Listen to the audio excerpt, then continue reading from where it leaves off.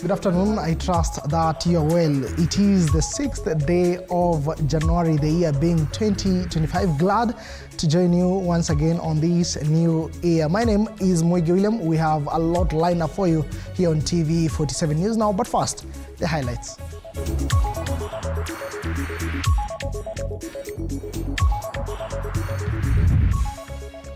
Nisikia mtu kwa gate mtoto anaitana, "Mama, fungua." Sasa ndio nikafungua nikaona it's okay. Hapo kwingine Mungu anajua. 4 abducted youth released as Kibet Bulls whereabout remains unknown. Na kama serikali wao ndo watahakikisha aliyefanya kitendo kama hichi cha dhuluma, manake si wizi wa kawaida uliotokea. The IEBC has strongly condemned the murder of Kilifi County Elections Manager Aisha Akinyi Abubakar.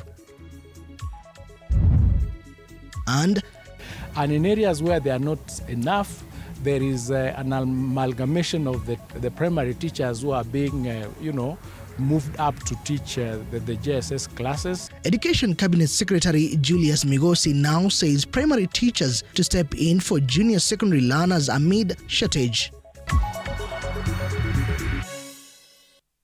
Once again, good afternoon. Welcome on board. This is TV47 News Now. We start off matters abduction, and in this developing story where Billy Mwangi, who was abducted on December 21st last year by 4 hooded men at a barber shop in Embu town, was welcomed back with jubilation. Family members and locals gathered in joy, embracing him with ululations and tears. The 24-year-old college student has since been taken to the hospital for a medical checkup. According to his family, Billy is in stable condition. Billy adds to the list of young men who have been released Monday, including Bernard Kavuli, Peter Moteti, and Kibet Bull's brother, that is Ronnie Kiplagat, who was found in Machakos County. At the moment, the whereabouts of Gideon Kibet, Steve Kivango, and Calvin Modoni are still unknown. This comes as the High Court is expected to hear all cases filed against Inspector General of Police Douglas Kanja on the 8th of January regarding the abductions of these men last year. I want to thank God first. Sijui tungekuwa wapi. I want to thank Kenyans at large kwa sababu wametushikilia sana. I want to thank everybody mwenye amesaidia kwa hijia ama ingine. We want to thank everybody and first sana tunashukuru Mungu. Mtoto amekuja nyumbani saa 2, amekuja kwa nyumba na ako sawa. Mpaka saa hii we have not recovered from that happiness. Because it was really a trauma. But now that he has come, hiyo mambo yote ya shida na nini, let us just keep it behind us. And this one I'm saying as a lawmaker, let Billy be the last person to go through the ordeal that he has gone through. All right, good news to the family of Mwangi and the rest. And still on the same, my colleague Mike Kagwongo has been keeping tabs on this particular story on abduction, and he has been visiting various areas, including the neighboring county of Kajiado. We now link up with Mike. Mike, good to see you on this particular afternoon. You have started your year well, I hope so. But still, the year started on a high note. Matters abduction still bringing some mixed reactions from Kenyans. What is the latest from your end in relation to this story that you have been keeping tabs on?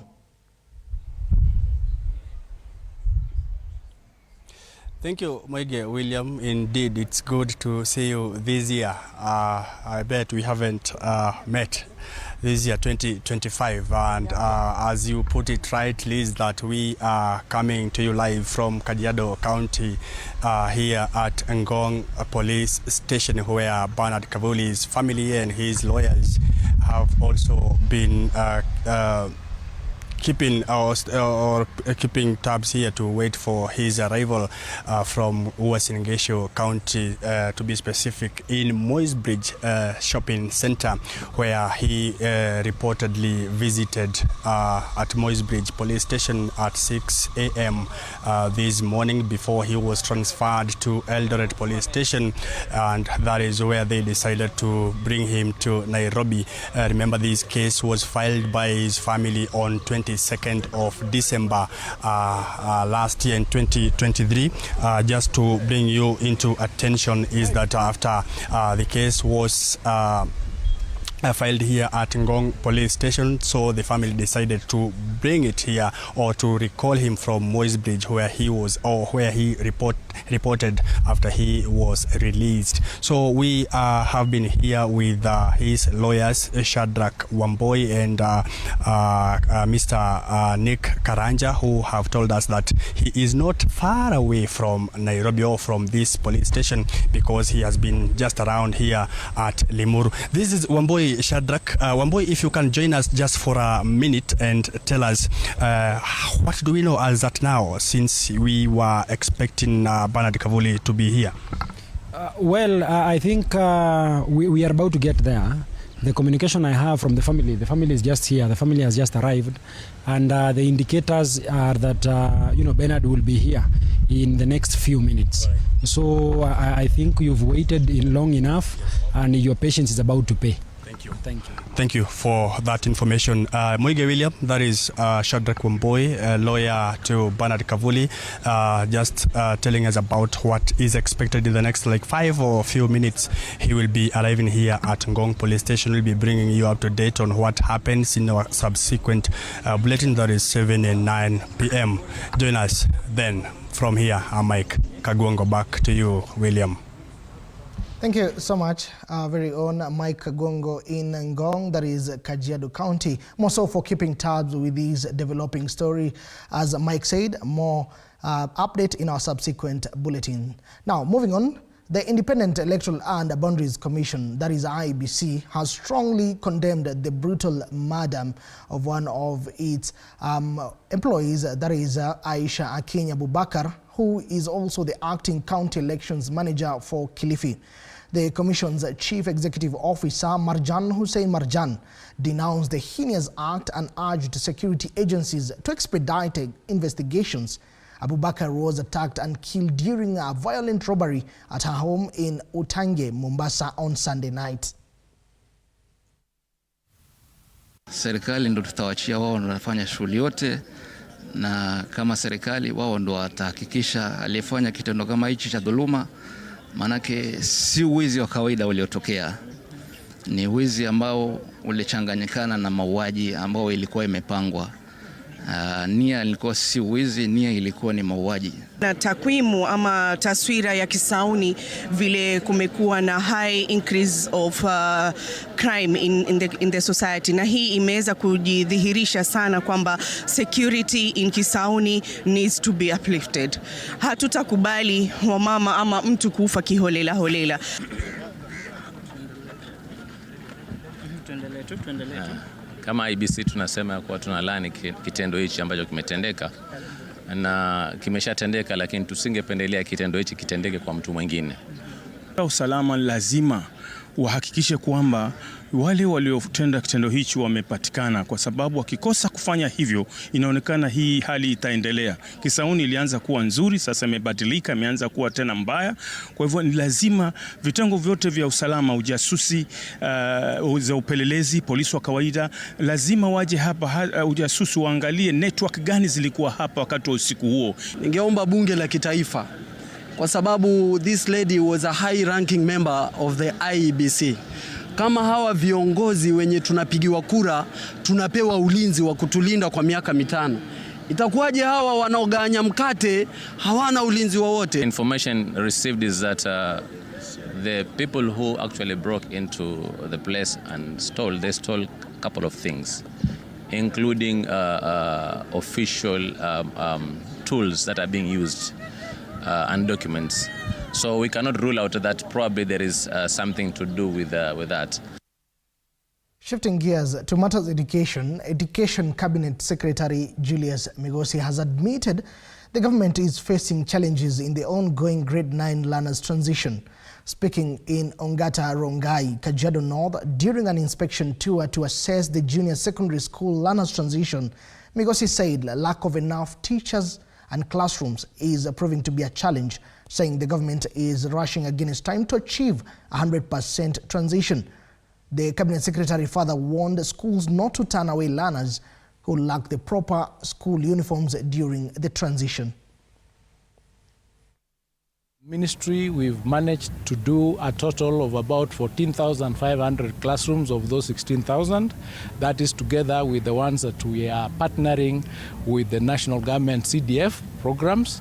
And this means that we are almost over 90% of the construction. So we came round to confirm that these classrooms have been done, and we are going to continue going around to check, even in those areas where classrooms have not been done, what arrangements we have put in place to ensure that the transition is smooth. So we are doing everything that is possible to ensure that the transition is smooth, and where there are challenges, all of our field officers are actually out today to ensure that where there is a challenge, it is escalated and a solution is found, including where we are merging classes of the lower grades so that the grade 9 are not affected. You do not have to turn them back if they do not have uniforms or if they do not have anything that is required. We have allowed that transition to take 100% transition to take place, and those are peripherals that you do not turn away a student because they do not have uniforms. You give them time to ensure that they bring whatever is required to get the uniforms on time, etc., etc. So we are doing 100% transition in compliance with Article 53 of the Constitution. Kama mbunge, mimi haja yangu ni kuona kwamba watoto wangu wote wako ndani ya madarasa na kupitia NGCDF na usaidizi wa Ministry, State Department of Education, we will have all the classes. The only challenge I'm appealing to them is that the issue of desk is a problem because they were not factored in. Na nafikiri hiyo ni muhimu. Tukifanya supplementary budget, we budget for lockers ili kila mtoto apate locker yake, kwa sababu kuambia mzazi arudi kwa mfuko huenda itakuwa ni shida na uwezo wao. Elsewhere, our lobby group in Nakuru has stressed the urgent need to restore sanity in the Mount Kenya region by uniting both leaders and citizens.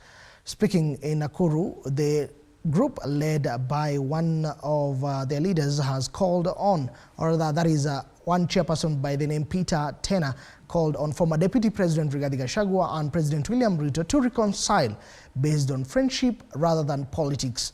They emphasized the importance of fostering unity among Kenyans and steering clear of divisive politics.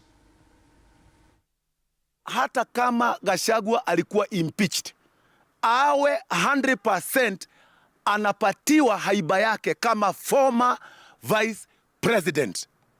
Na katika Mlima Kenya hatutaki kuletewa magenge ati ndio wanapatanisha wa Kenya. Haiwezekani. Watu walio na rekodi ambayo serikali na polisi wanaijua ndio wanatumia ati ni kuleta Mlima Kenya pamoja. Watu wa Mlima Kenya hawana shida yoyote.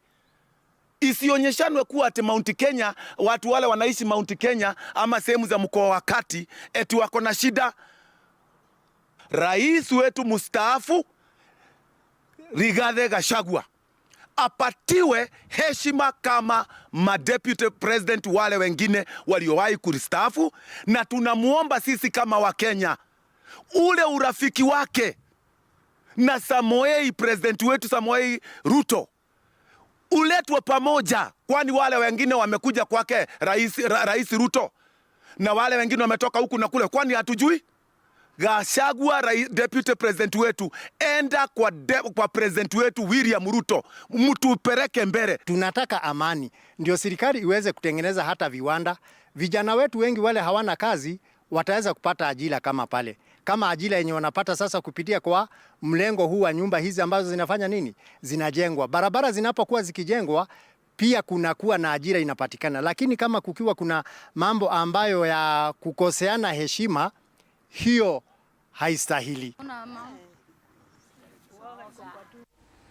Elsewhere, the top leadership of the Salvation Army Kenya East Territory based in Nairobi Central Temple is facing accusation of alleged mismanagement of church properties and investments. Agitated church members staged protest demanding intervention from the international headquarters in London by sending auditors to investigate the alleged misconduct. Are converged here today in solidarity with the local officers on demanding that the church properties and investments are being mismanaged by the top leadership at the headquarters, especially by our Colonel Daniel Kiama. Itaongoza territory kulingana na vile inavyofaa, ambaye itaongoza territory kulingana na msimamo wa jeshi la